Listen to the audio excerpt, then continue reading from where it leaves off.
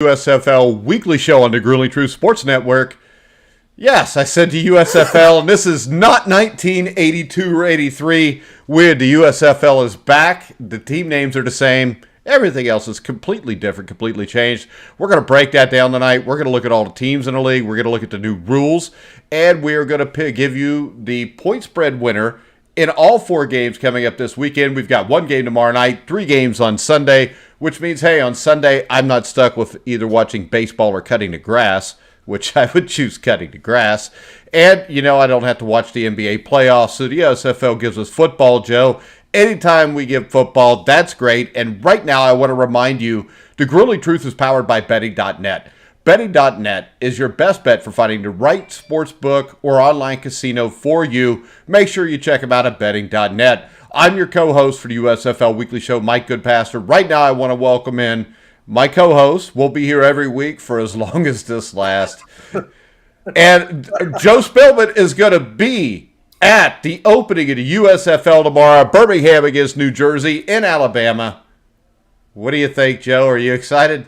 I'm excited as hell, Mike. I think. Then why are you laughing, Joe?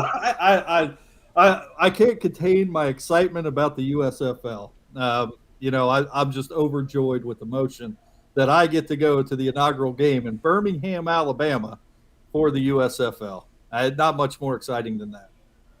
Are you serious, Joe? I'm gonna, for the sake of this show, I'm gonna try to remain serious throughout. All right, so I don't know a whole lot about this. I have seen the rosters and everything. I don't know what the new rules are. I know we've got, like the New Orleans Breakers, the New Jersey Generals. This is a lot different than the original version. I don't think we could expect to see the kind of quality of play you did with the original USFL. You had a lot of guys like Sam Mills, Reggie White, who became NFL Hall of Famers from the USFL. But tell us what the rule differences are here, because one of the things, this is going to have to be a little bit different than the NFL, I think, to get people's interest. Yeah, and they do have several rule changes, I think, maybe to spark competitiveness. I don't really know. And talking about rules, the first rule that I think we should point out is the extra point rule, Mike. So they have changed up the extra point a little bit, the point after attempts. When a team scores a touchdown in the USFL, they have the option for a 1, 2, or a 3-point conversion. The 3-point conversion being new.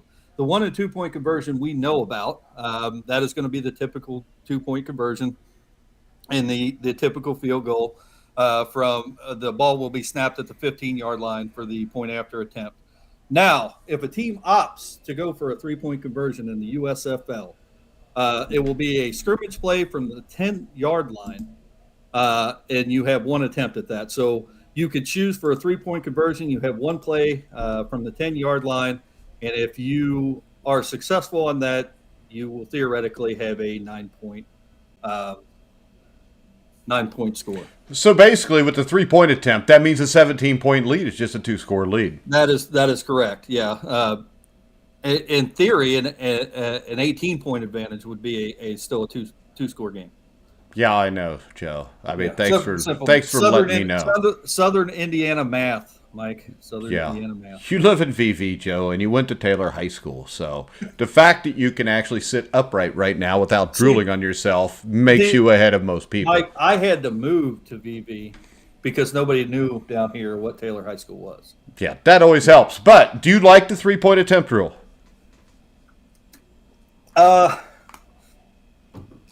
No, I don't. I'm more of a purist when it comes to football. I do not like the 3-point rule. I don't like the dynamic that it puts in the game. I think if you were up by 15 points, 16 points, that should be a 2-score game, not 18 points. It'll be interesting to watch. Personally, I don't care for that rule. I don't know why you needed to mess with extra points in the start of the new league, but they have decided to do it. Well, you do know that people felt the same thing about the 2-point conversion in the NFL. The USFL is one of the first places to use the 2-point conversion, which is what put it into play. I think as long as it's not in the NFL and it's in the USFL, I'm good with it. Maybe it'll make it more entertaining. But I'm the same as you. I'm more of a purist, but we'll see what happens. Now, when I was looking at these rules, 2 forward passes. Do you want to explain that one? Yeah, so typically, as you know in the NFL, if you throw a forward pass, even if it's caught behind the line of scrimmage, say for a screenplay, but it's a forward pass, you cannot throw that ball forward. In the USFL, you will be able to throw the ball forward, and as long as it's caught behind the line of scrimmage and the second pass is thrown behind the line of scrimmage, you could throw two forward passes. So theoretically, I think that brings a different dynamic to the defense. I'm going to give this one a shot. I kind of like this rule. It kind of reminds me of I can't think of the game off the top of my head. What was the NFL game last year where the punter punted the ball, it was blocked, he picked it up and punted it again, and they had to take 20 minutes out of the game to figure out if he was allowed to do that? Yeah, he's not allowed to do that. They let it go. But I think this brings a different dynamic to how you got to coach the defense, because theoretically, I guess you could throw a quick hitch pass and then launch one downfield. How about this? You could have a quarterback handoff, run to the flat to receive a pass, and then throw a bomb downfield in an elongated flea flicker. That would be an awesome play. There you go. You heard it here first. All right. The onside kick alternative. Can you tell everybody a little bit about that? Yeah. So we all know about the typical onside kick, right? You advance the ball 10 yards. If the kicking team recovers, it's their ball. And you still have that option: kick the ball from the 25-yard line, advance it 10 yards, and it's your ball. However, you have a second option in the USFL. You will have the ability to run a 4th and 12 play from your own 33-yard line, and if you convert that 4th and 12th play, you get to retain the ball. However, if you do not convert it, the defense gets to take over wherever the runner or the receiver was down. So I don't know which way to go on that rule, Mike. I don't know how you feel about it. I like the idea of that rule, but I just don't know. I mean, without seeing it, hopefully maybe I'll get to see it tomorrow. But I just don't know what to think about that. Yeah. To me, I think I just have an onside kick the way it used to be, and everybody just go headhunt somebody and see if they can get the ball back. It seems more fun.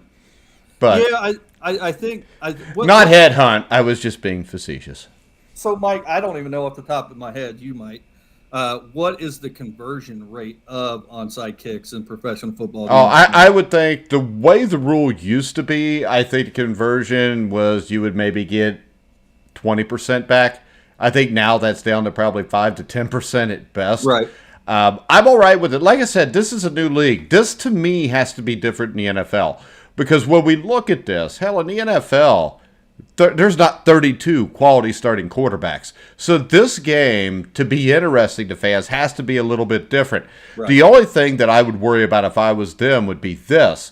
You don't get so gimmicky that the whole damn thing is just a gimmick, and that turns people off. So I think you got to watch that also. Mike, I think you're absolutely right, because if you think back to, what was it, 2001, that first iteration of the XFL, and that was really...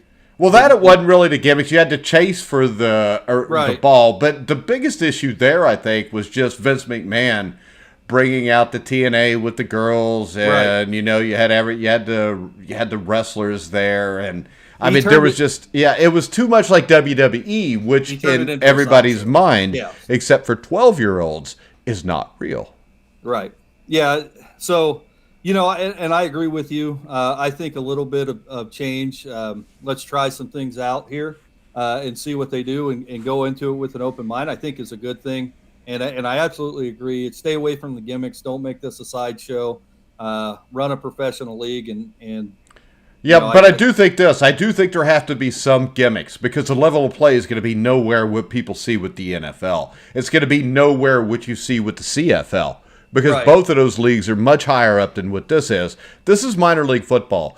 And without NFL backing or the NFLPA, this is never going to be more than minor league football. It doesn't mean it can't work. I mean, I think this. I think the chances of this working and us sitting here working on a Season 2 debut show are very, very small. But what the hell? You never know what happens here. And, I mean, they're playing all the games in one place in Birmingham, which will save on cost big time. I think that it's a bad idea because if you're in New York, you're not really cheering for a team from New Jersey that's playing their home games in Birmingham. And let's face it, if you're in Michigan, you already see bad football year-round. So this team better win, and you can't even go see them if they do.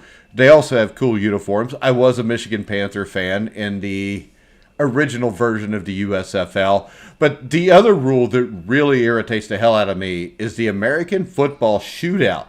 If the game goes to overtime, Joe, tell everybody how the game's decided. Because this is stupid. So, yeah, overtime will be a shootout in which each team's offense will alternate plays against the opposing defense from the 2-yard line. And I'm reading the rule verbatim, just so you know. Each team will run a total of 3 plays, and each successful scoring attempt will receive 2 points. The team with the most points after each team has run 3 plays wins. If the score is tied after those 3 plays, the subsequent attempts become sudden death. So really, to me, this is what the NHL does in their hockey overtimes. Only this time, instead of actually playing football, they will skip the 5 minutes where the NHL plays, and they're just going straight to kick. I don't like this at all. So, Mike, I don't like it either. I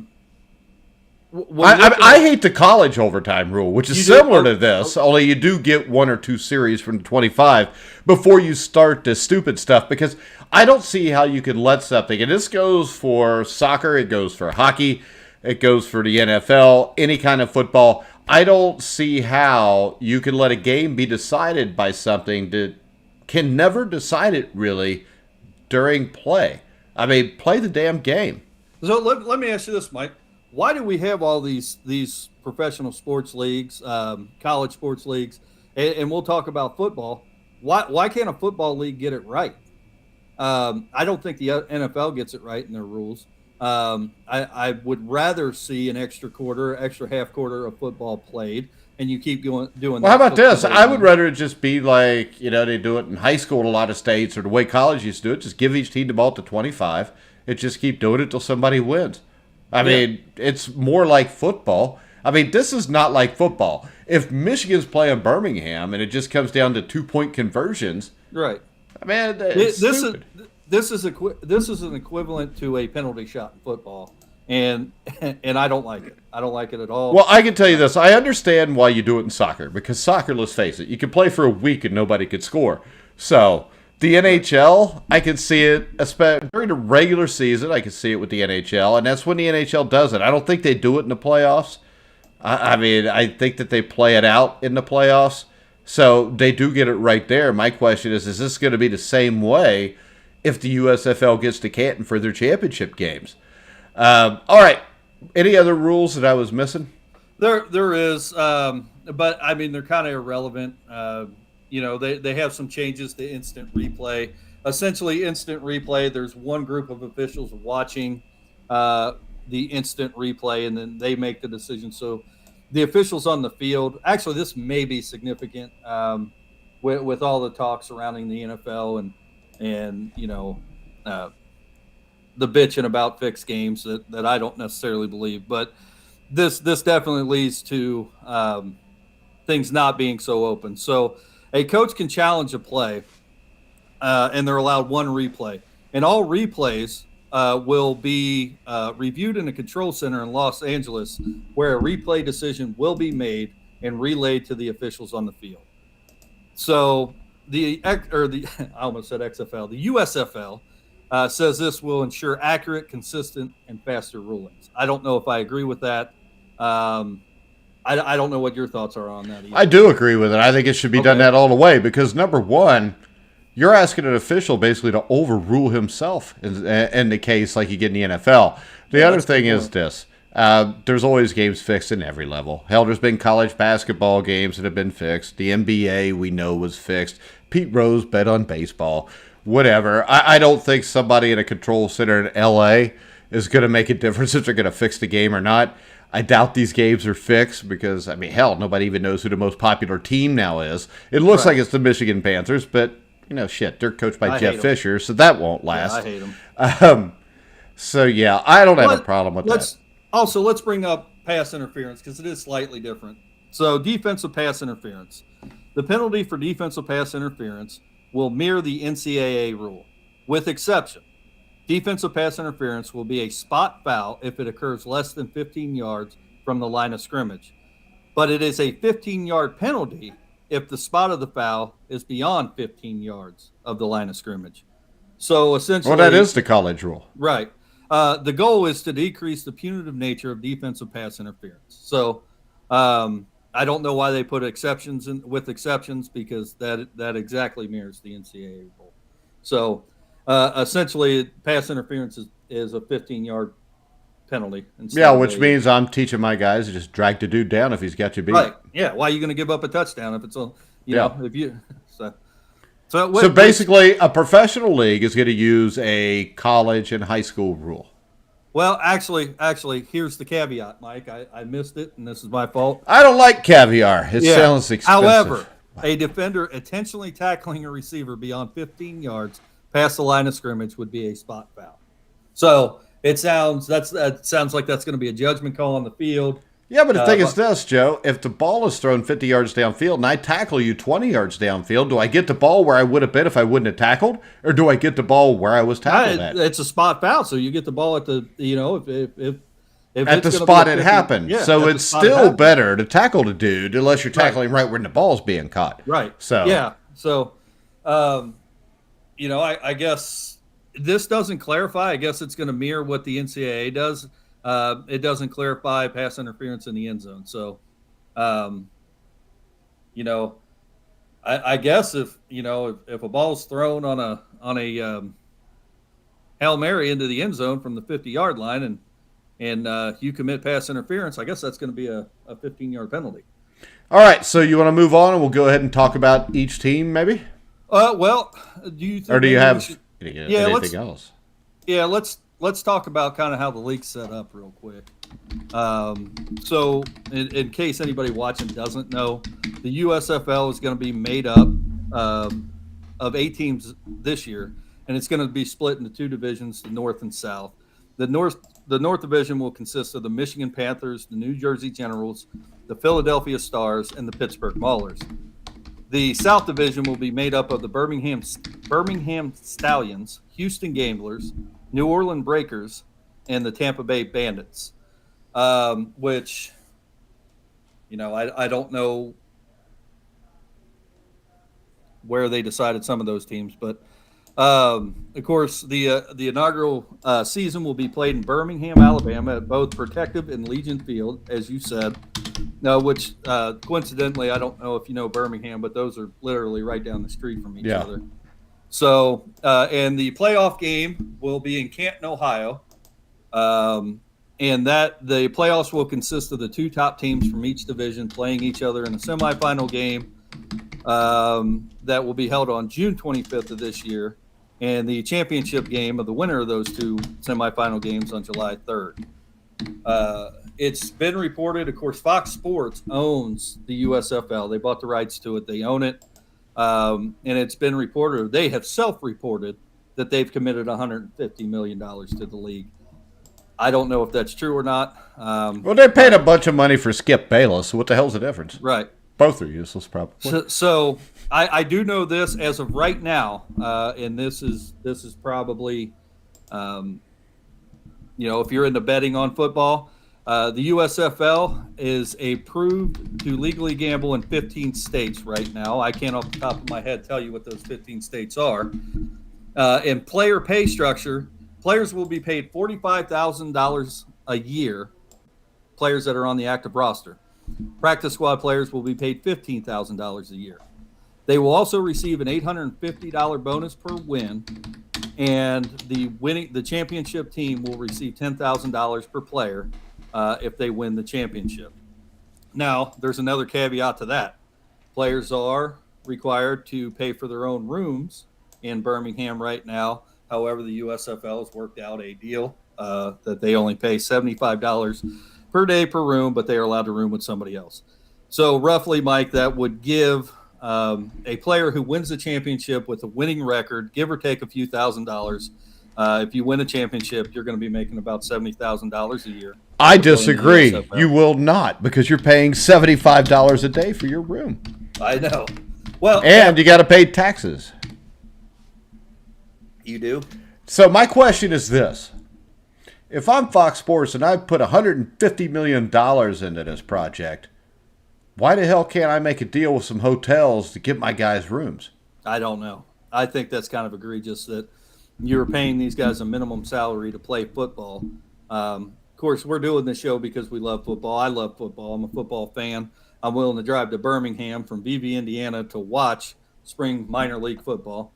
But we all know what football does to these young men's bodies, and I don't want to get into that. That's a whole other discussion. But they're basically playing football for minimum wage by football standards. And then for you to come out and say, oh, also you have to pay for your room while you're down here at $75 a day is kind of egregious to me. I don't really understand that. Unless you understand that Brian Woods is the president of this league, and he was the founder of the Spring League. And as you remember, Mike, the Spring League couldn't pay its own players and was, by all rights or all speculations, pretty corrupt. So, well, that's usually what takes all these leagues down. But with that being said, let's go ahead and take a look at some of the teams, because my favorite, I don't know, there's a lot of favorites here I like to talk about, but we're going to start off with the Birmingham Stallions. The Birmingham Stallions head coach is Skip Holtz. Of course, he's the son of Lou Holtz, formerly the head football coach at Notre Dame and many other places. Skip was the head coach at UConn, East Carolina, South Florida, Louisiana Tech. He is a good football coach. He's also going to be the offensive coordinator. He's going to be the quarterback coach, and I think he's doing laundry. Players of note, Scooby Wright. This was one of me, because Scooby is a guy that I think won the Bronco Nagurski, he won the Chuck Bednarik, he won the Lombardi Awards, he was a unanimous All-American in 2014, was drafted in the 7th round in 2016, out of the NFL after 2019. They've got Jonathan Newsom, who was a 4th-round pick in 2014. He's been in the CFL, which we do a show for too, since 2016. Then there is Josh Shaw. Josh Shaw is my favorite because he was a 4th-round pick in 2015. He started 12 games for the Bengals. But when you look deeper into Josh Shaw, what I do remember from him was in 2019 he was suspended for betting on NFL games, including against the Cardinals while he was on the injured reserve in Arizona. And in 2021 he was reinstated. But to me, I don't know why you would want somebody that has already had a history of doing this involved with your league. Now, when I look at this team, the defense is full of players in their mid-20s to early 30s who played multiple years in the NFL as at least a special teamer. The offense has got a bunch of young guys who spent time on practice squads. The quarterbacks both previously played for Holtz. Neither one of them are great. Experienced defense, young offense can win games, especially in a new league. I mean, if you look at the point spreads, which we will on these games, most of the point spreads week one are 40 to 42 points. Defense is always ahead of offense. So I think Birmingham is a team that at the start of the season can be dangerous. As the season goes on, whether they can continue to win or not is going to be dependent on whether either one of those quarterbacks can have any kind of success. What's your take on Birmingham, Joe? I kind of got to mirror what you say, and I got to be honest. A lot of these players, a lot of these rosters, I don't know much about these players, and I haven't sat down and went through hours and hours of, looked at game film, college film, and seen what their history is. My take on the whole league right now is some of these guys have been out of football. I think, if I'm wrong, maybe you've seen something different, but I think Birmingham has named Alex Mago as their starting quarterback. Yeah, they've got two quarterbacks that have played for Holtz, and right. Neither one of them. I'm not going to say they're not NFL caliber, because if they were, they'd be playing in the NFL. Right. I mean, by his numbers, he had a decent college career. He threw for 9,000 yards, 65 touchdowns. He's been with the Houston. He was the kid out of Florida International, like 2018, right? Right. Yeah. Okay, so he's been with the Seahawks practice squad and the Texans. Jacksonville's and Yeah. the Texans. Yeah. So, I mean, you're right. I think as we go down the list, I don't foresee any player on this list or on any of these teams. I don't think the typical fan looks at quarterbacks, right, and that's who everybody wants to see. They think that's who wins games. As you know, that's not true. But I don't think we see a quarterback come out of this league and advance to the NFL.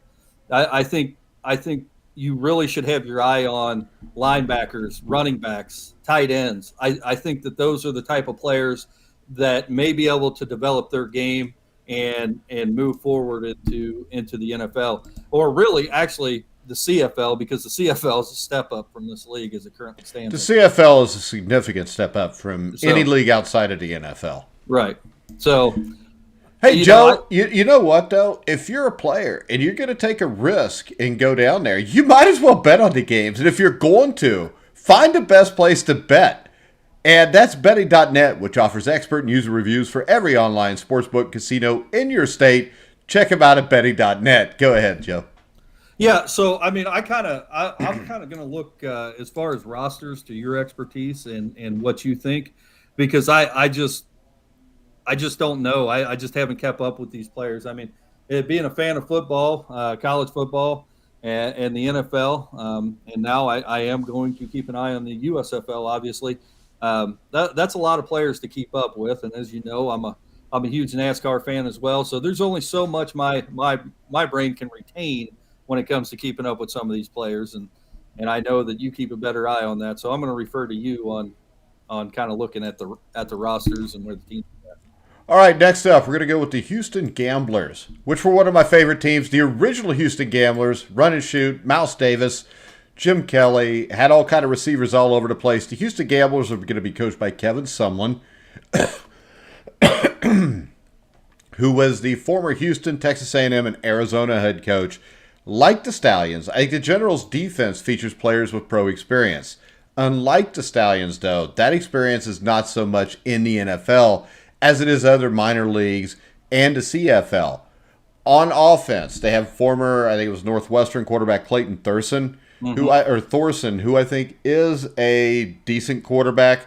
I think the strength of this team, I think, will be the coaching. I like Kevin Sumlin. I think he's a good coach. And this may be, I mean, he's not a great coach, but with the other coaches here, plus Kevin Sumlin runs air raid, which means with the air raid, he can put this offense in quickly. This offense, I think, may be quicker, more ready to go, more game ready than everybody else coming into this weekend, if he can import that into this offense, which I'm sure he will, because he is an air raid guy, Joe. Right, that's what he did at Texas A&M, I believe, correct? That's what he's done every place he's been. Right, and I think I got a few stats here. Kevin Sumlin was as a head coach at Texas A&M, he was 51-26. So I mean, at a major college like that, to go 51-26, you have to be a decent. He did a really good job at Houston too. Yeah, at Houston he was 35-17 and had a couple good years there. So, I think he's probably one of the few on the list of head coaches that possibly could really get things done and probably advance out of this league. Because I think at the end of the day, that's really what this league's about is who's going to advance out of it, and that includes coaches as well. So, we'll see. Next up, we've got the Michigan Panthers. Your favorite, Jeff Fisher's the coach. Everybody knows about Jeff Fisher. He's a stud. At least since they play a 10-game schedule, he can't go 7-9, which is what he usually does. When I look at this team, the quarterbacks are former NFL first-round pick Bronco bust Paxton Lynch. Shea Patterson, who played at the University of Michigan, solid quarterback, nothing great. Lynch is the most high-profile player in the league, but that's just because he was drafted high and flamed out quickly. Mm-hmm. Patterson was the first pick in USFL draft, which will tell you, and we'll get to this later, that Jeff Fisher still doesn't know jack shit about quarterbacks. And because to me, there's a number one quarterback in this league. We'll get to him in a little bit. But the roster lists 4 tight ends, and Jeff Fisher's the head coach. I think even by the USFL standards of NFL experience equaling being on a practice squad, the Panthers are really light on NFL experience. It's hard to see where they have any kind of advantage on a week-to-week basis. I really like their uniforms, though, Joe. Yeah, no, I don't like their uniforms because they say Michigan on their uniforms. Why, what's wrong with that? Are you one of those Ohio State people? I am a fan of Ohio State, yes. That explains a lot. Yeah, I root for Ohio State and Cincinnati, so I'm kind of. Actually, you can't have two teams. I've explained this to a lot of people before that just don't get it. I'm not saying I have two teams. I'm saying you just said you have two teams. I said I root for Ohio State, and I'm a Cincinnati fan. No, you said I root for Ohio State, but I have two teams. Okay, so no, it was Cincinnati, but I have two. I mean, what is it? Is it Cincinnati or Ohio State, Joe? That I root for Cincinnati. Okay, on the few instances that Cincinnati's played Ohio State, I went bearing my Cincinnati gear. Okay? So you're not an Ohio State fan? I root for Ohio State.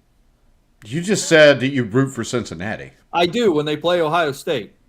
I root for three teams on Saturday: Cincinnati, Ohio State, and whoever's playing Michigan.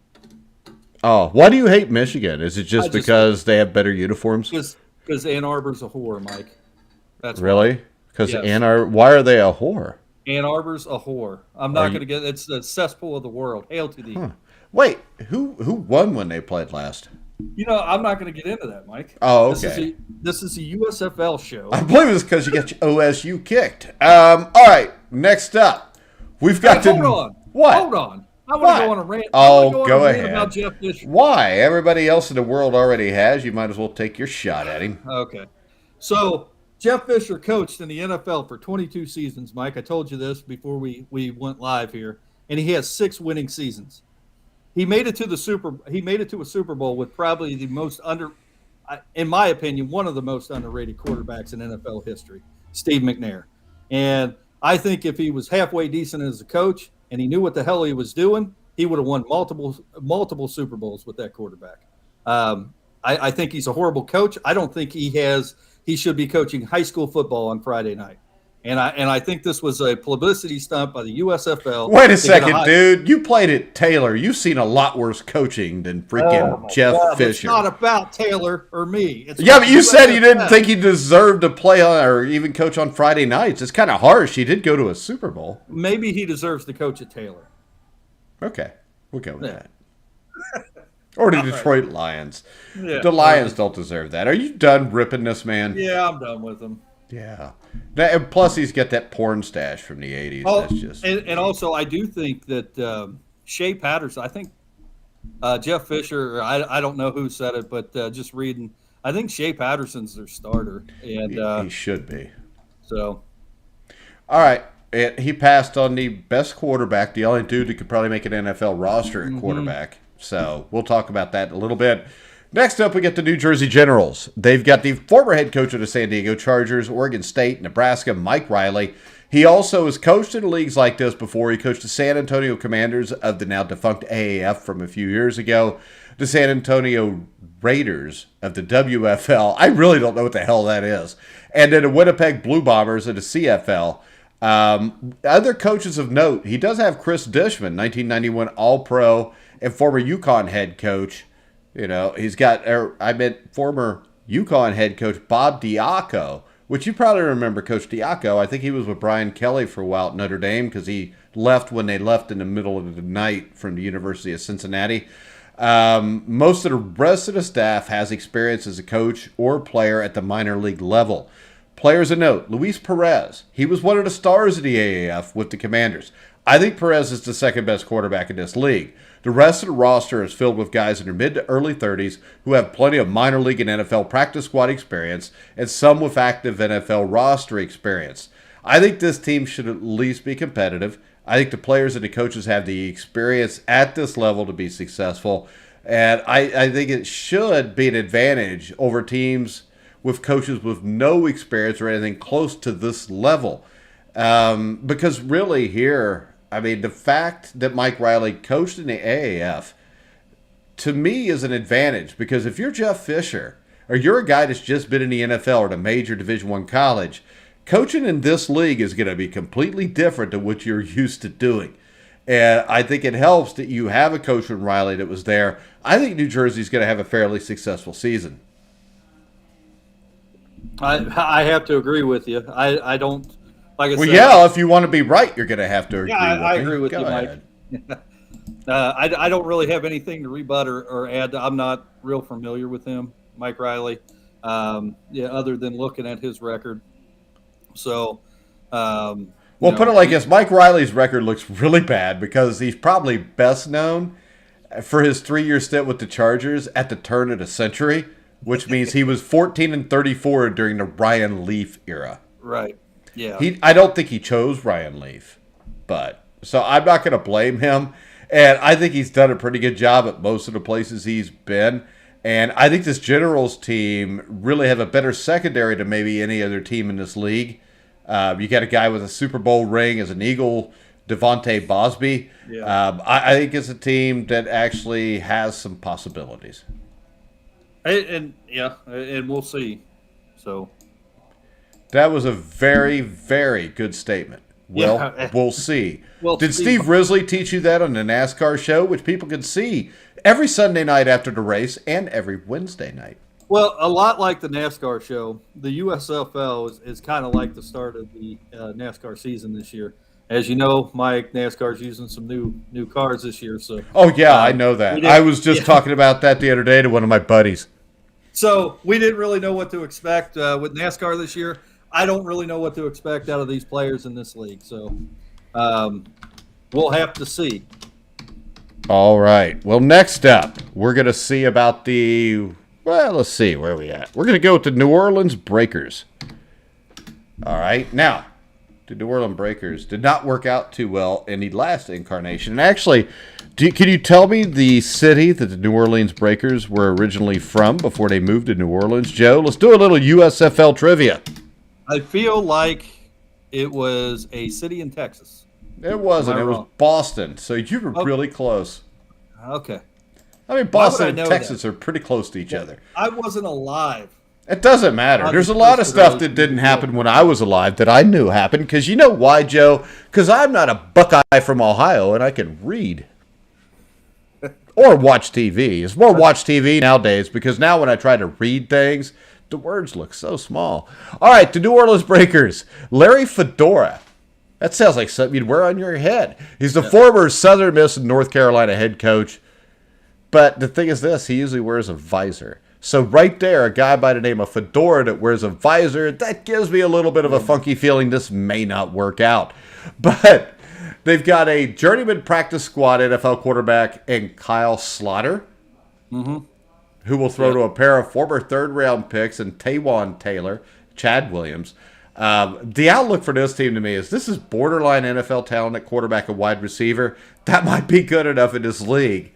But in Fedora's last job as Baylor's offensive coordinator, he led Baylor's offense to his worst performance since 2009. I don't know how Fedora got this job. Well, I do. It probably doesn't pay that much, and nobody else wanted him. So what the hell? He's available. So with the New Orleans Breakers, I think there's some talent there. They could be a 500, maybe even slightly above 500 team. But I think the coaching, I just can't get by a guy by the name of Fedora that's wearing a visor. Well, and another thing that, I kind of want to mention about the coaching. We're talking about an upstart league here. And I don't know what the goal is or the thought when we decided to hire these coaches that have been coaching for 32 years, 22 years in the NFL. I thought that this would be a place where some younger coaches with some new ideas could get a chance to maybe debut their coaching skills, and we're not seeing that. That just tells you that nepotism still rules, even in the USFL. Next up, we've got the Philadelphia Stars. Did you know that the Philadelphia Stars, the original incarnation of the USFL, went to all 3 championship games, Joe? Yeah. I didn't know that, but thank you. Oh, you didn't? Well, no. The first championship game, The Michigan Panthers beat them 24-22 in a classic. Then they blew out the Arizona Wranglers. I think it was like 27-3 or something. And then they finished up by beating the Oakland Invaders in a great game in the last USFL championship game.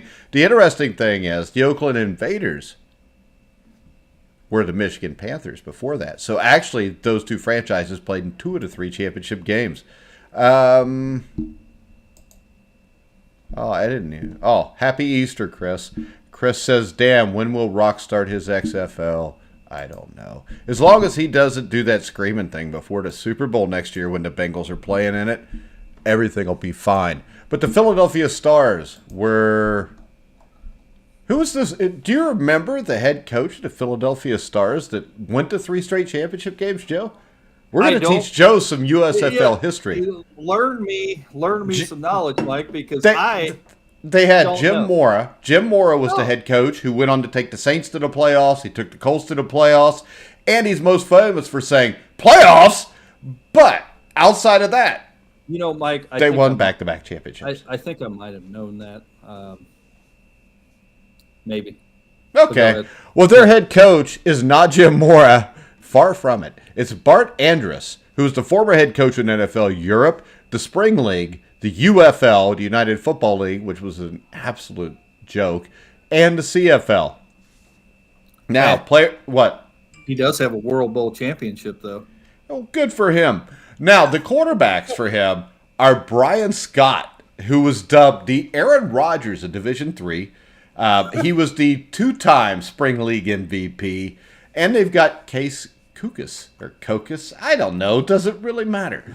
Both played under Andrus in the Spring League, along with about a half dozen other guys on the Stars roster.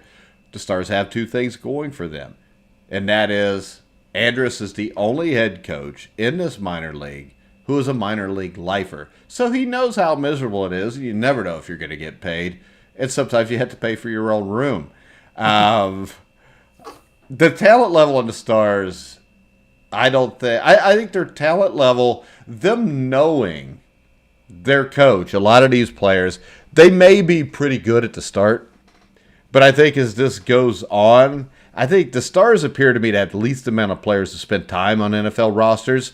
And eventually talent wins out. So I think maybe a decent start to the season for the Stars. But I think they flame out. And you can tell us a little bit about the career of Bart Andrus so far too, can't you? Yeah. So... in his illustrious career, Bart Andrus was the head coach of the Rocky Mountain Battling Bears in the Frontier Conference. And they were my favorite team in the Frontier Conference, too. Yeah. He amassed a record of 6-4. That's pretty good. That's a winning record. He was also the head coach at the Feather River Golden Eagles of the Golden Valley Conference. Are these junior college teams? Or? Yeah, that's a junior college team. Okay. And he amassed a record of 2-8. I feel like we should be doing Wimbledon because I'm sitting here and I'm sipping on some tea. I need some strawberries and cream. He coached. He coached in NFL Europe for 7 years, Mike. Amassed a record of 34-36 and had 2 winning seasons. One of which was in 2005, where he won a World Bowl championship. Who did he coach in there? I have no idea. Okay.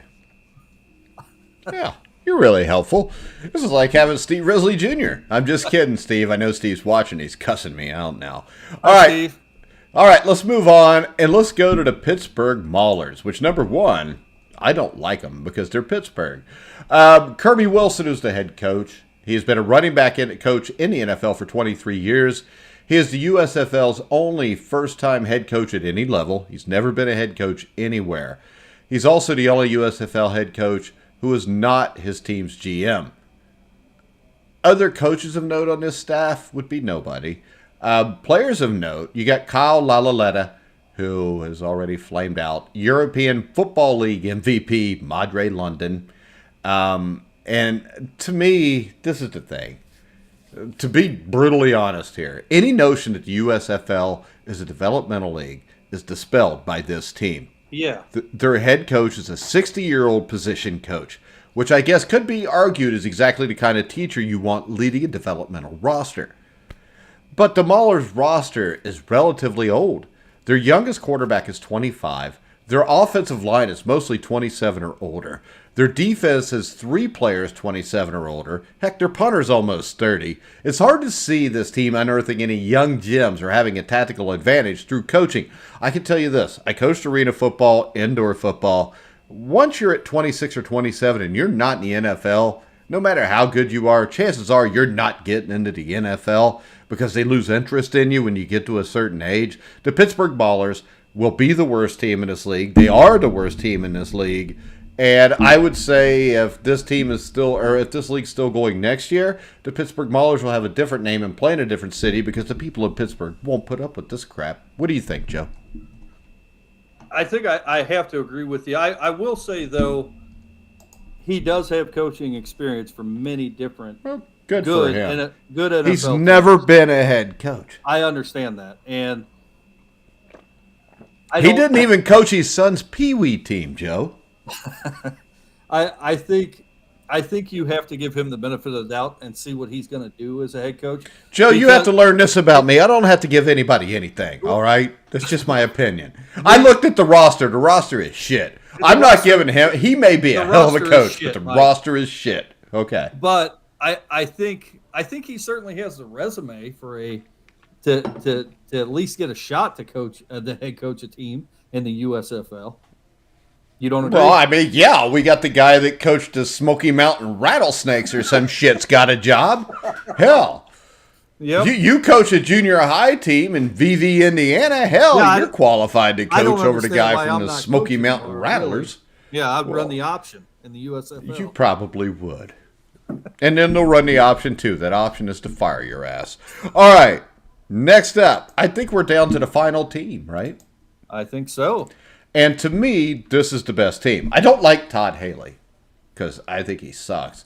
But he also has longtime Patriot assistant Pepper Johnson on the staff. You got Carnell Lake, great old Pittsburgh Steeler. And, you know, the thing that struck me about this is this. This is why Jeff Fisher's an idiot. Jordan Tamu is going to be the best quarterback in this league. Brady White's a good quarterback. So I think they've got the best combination of quarterbacks. They've got the best set of wide receivers in the league. And they've even got Vince Papali's son. You know who Vince Papali is, right, Joe? Do. Yes. Who is he, Joe? Well, I've seen the movie, so I know who Vince Papali is. Okay, do you know that movie was like almost all bullshit? Yeah, I do know that.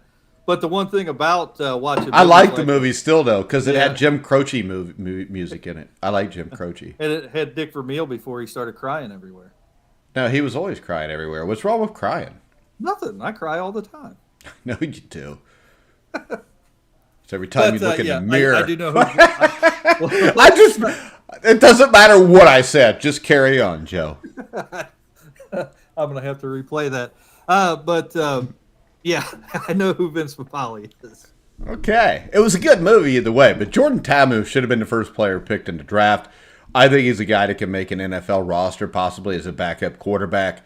I think he'll be the MVP of this league. I think the Bandus are the best team in this league. Do you agree or disagree? I can't agree nor disagree. I'm just going to agree with you and your assessment because I don't know if they're going to be the best team or not. Oh, they are. I just told you they would. All right, guys, we're going to go ahead and look at the games for this week. If you want to bet the games, make sure you check out betting.net. Betting.net finds the best promotions, offers, and bonus codes so you don't have to. Head over to their website now to take advantage of things like free bets and matching deposits. Make sure you check them out at betting.net. Now, I will tell you guys, you have to look around a little bit to find lines on this game. Where did you finally find the lines, Joe? I'd have to go back and look. All right, we'll just freaking wing it then. I think maybe I found them on the there's a USFL website out there. I think I actually found them on there. So, all right, we got all these games for 2.5 except for the last game, which makes sense because it's the best team against the worst team. But we've got the New Jersey Generals against the Birmingham Stallions. Birmingham's favored by 2.5. Joe, I'll give you the honor of making the first pick on a USFL game in the history of the Goose Network. Well, since I am going to watch the Birmingham Stallions tomorrow, You're going to watch New Jersey, too, by the and way. take on the New Jersey Generals. I'm going to take Birmingham because we are going to be in Birmingham, and that's the only reason. Okay. So, without the points. No, we make every bet with the points, Joe. Don't be a sissy. No. Okay. I'll take Birmingham. You'll take Birmingham? Yes. Over to New Jersey Generals. I'm going to do this. I don't know if we're going to be able to get through this. Why not? Take Birmingham. No. I'm going to take New Jersey into 2.5 points because I think this game is a toss-up. So I'm going to take the 2.5 points in New Jersey. I like Luis Perez. I think he is the second best quarterback in this league. And what the hell? I'm taking Houston. No, I'm taking New Jersey. Yeah. Shit. Sometimes I get confused. Next up, the Houston Gamblers at the Michigan Panthers. I guess I'll start this one off. Who's favored here, Joe? I know it's up on the screen, but Michigan. Or Houston is favored. Make up your mind, Joe. Yeah. Can you read? All right. Houston is favored by 2.5. Yeah. I'm going to take Houston just because Jeff Fisher doesn't coach them. I'm going to take Houston, too, because I hate Michigan. No, you just know that, I'm taking Houston because Kevin Sumlin, I think with the air raid offense, I think this game could be a blowout. I think Houston's going to put up a lot of points quickly. Hey, I know we're picking teams here. This just kind of hit my head. Are there 3 Conference USA coaches in this league? Well, someone was. Yeah, and I think I don't know. It's irrelevant. I think there's 3 Conference USA coaches in this league. That is awesome. All right, the Philadelphia Stars against the New Orleans Breakers. The Breakers are 2.5 favorites. Joe, it's your turn to pick. I'm going to take New Orleans. You got a reason? No, I don't have any reason for any of these picks this week. Why do you act like that? I mean, you told me you've studied this for hours, and then it gets time to pick them, and you act like you didn't in case you're wrong. I don't know what these teams are going to do. I don't know what the rosters are going to do. Hell, we got 28, 29-year-old players that haven't played in 5 years on these rosters. I don't know if they can still play or not. And who'd you take?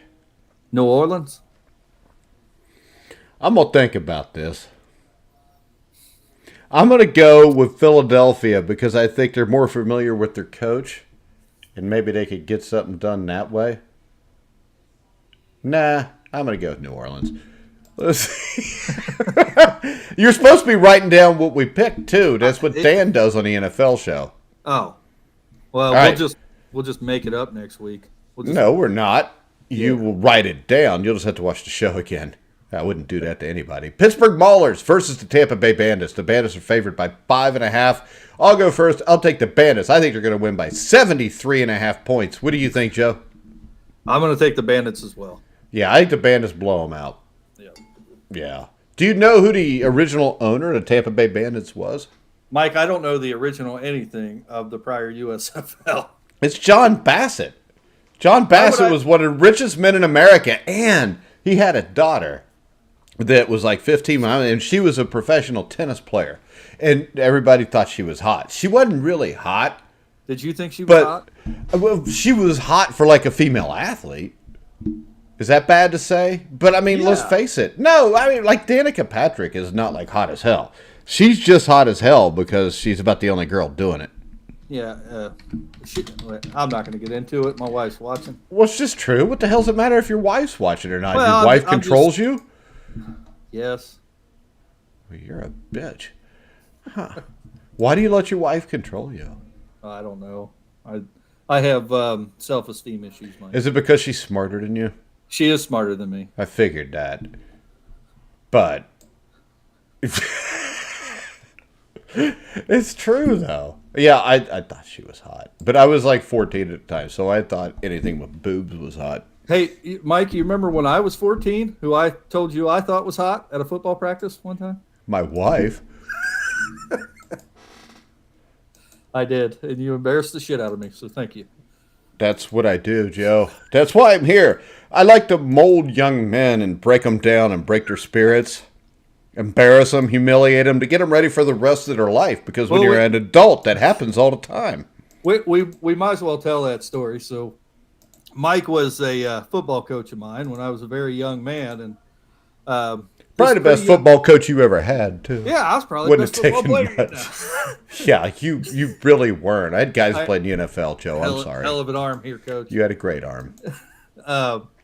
So I see this nice young lady standing up on the hill from our practice, and I say, "Hey, Coach, that woman over there is pretty hot." Like, or woman or girl or chick. I don't know what I said at the time. Chick. I don't know what I said at the time. And Coach Goodpaster over there goes, "Oh, yeah?" It doesn't say a word. 2 days later, we're standing on the football field. Here this girl comes walking over, and he goes, "Spilman, get over here."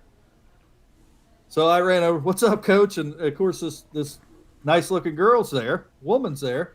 And I'm like, oh, my God, he knows this girl. And he goes, "Joe, I want you to meet my wife." And I was like, shit. I was embarrassed. That was good lesson. Why were you embarrassed? It's better than you saying, "Who's that cow up on the hill?" But, he went ahead and told his wife what I said. And any kid from 12 to 13, 14 years old that's told that in that situation gets pretty embarrassed. And I was embarrassed. Great life lesson there, Coach. Yeah, but it was funny. So anytime I could get a laugh, it's worth it. I wasn't laughing. I'm still scarred. You know what I laugh? I laugh when I win money. And if you want to win money and you want to find the best site in your state to bet on the games, make sure you check out betting.net, which is your top sportsbook comparison site. Betting.net offers extensive reviews on the best sports books out there. Steve Risley said that you should really pay attention to the way I read that stuff because you do it really boringly. Well, Steve Risley could do that. No, he couldn't. Couldn't. He'd have to get those really thick glasses so he could see the words. I think I'm getting extremely versed in that, and I think I'm doing a pretty good job. I think you do too, Joe. I don't know why Steve picks on you. Shut up, Steve. I think Steve's jealous because you're so good at it. I don't think Steve's jealous of me. Yeah, I don't think so either, Joe. All right. We will have this show every week until the conclusion of the season, whether that is Monday or July 3rd. So, Joe, are you going to make any TikTok videos to put up while you're at the USFL game tomorrow? I may make several. I'm going to try to get a good look at the atmosphere. I may even write an article for the Grueling Truth, Mike, on the experience of the inaugural game of the USFL. All right, guys, so we will cover the USFL every week here, and we'll start actually putting out prediction articles on the games next weekend. I'll do that if you don't want to. But we'll figure it out one way or the other, and we'll get some betting going here. Make sure you check out betting.net. Make sure you check out our #1 rated sports casinos, Caesars Sportsbook. Also highly recommend BetMGM, DraftKings, Unibet, FanDuel. Check them all out, but go through betting.net to do it to find the best deal for yourself. Joe, you look like you've got something to say, or you need to pick your ass. Oh, no. I just wanted to remind everybody also that if you're into watching shows here on The Grueling Truth, the NASCAR post-race show. I was going to bring that up, but you leaned back and go ahead. I was getting ready for my big spiel, Mike. Tell us about your show, Joe. Okay. We're going to have tell us about Steve's show, Joe. I don't want to hear any crap calling it your show. According to Dan Kornhauser, we are Steve and Company on the NASCAR show. But we will have a post-race show on Bristol Dirt at 11:30 Eastern Time on Sunday. You're going to have a show about dirt? Yeah, about Bristol Dirt. Are you talking 11:30 at night? I am. Ooh, that's late. As Steve keeps reminding us, it's only 8:30 in L.A. Yeah, plus it's 127 degrees in L.A. Yeah. I said, I asked Steve the other day. I said, "How you doing, Steve?" And he said, "Well, it ain't really." It ain't really nighttime here. I live in Malibu. It's only 5 o'clock. And I was like, well, it's nighttime for us, Steve. I think he lives right next to 2.5 Men. No, it's L.A., so 2.5 Men. Get it? That could go either way on a joke, and I'm not being bad. I do know that he keeps reminding everybody that he lives like 3 blocks from where they shoot all the adult films. Yeah, Steve is a huge stockholder in Stub, or was it Pornhub? Yeah, so or StubHub. I don't know. He's got a great life. He's earned it. Yeah, whatever. All right, guys, we're going to wrap it up. Joe, do you have a Twitter handle? I do. Spilman40 at Spilman4150. All right, you can follow me at Grueling Truth. We will be back. I have a legend show Tuesday with some sort of legend. I don't know who it is yet because I was on vacation all week, but now I'm back, so we'll have somebody there. Make sure you check out 11:30 Eastern Time, that little NASCAR dirt show, the post-race show. Are they racing on dirt, Joe? They are at Bristol this weekend. They trucked in Okay. 10,000 loads of dirt, 7 feet of dirt, and ruined a great Bristol track with 7 feet gimmick. of dirt. Oh, all right. You don't like dirt? I love dirt track racing. Just I don't like the fact that they ruined Bristol to do it. Yeah. Well, if you want to hear... If you would watch the NASCAR show, Mike, you would know that. I watch it every once in a while, but to me, I don't like NASCAR, so it's stupid. Yeah, you just chimed in to call me a fat ass last week. No, I just chimed in because you look like a fat ass. You need to lose some weight. All right, guys, we're going to wrap the show up, but make sure you check us out on anywhere you can find podcasts. Make sure you check out our Facebook page. We're up to 145,000 followers now. You can check out our podcast wherever you find podcasts. But for now, for Joe Spilman, I'm Mike Goodpaster. You've been watching and listening to The Grueling Truth, where the legends speak.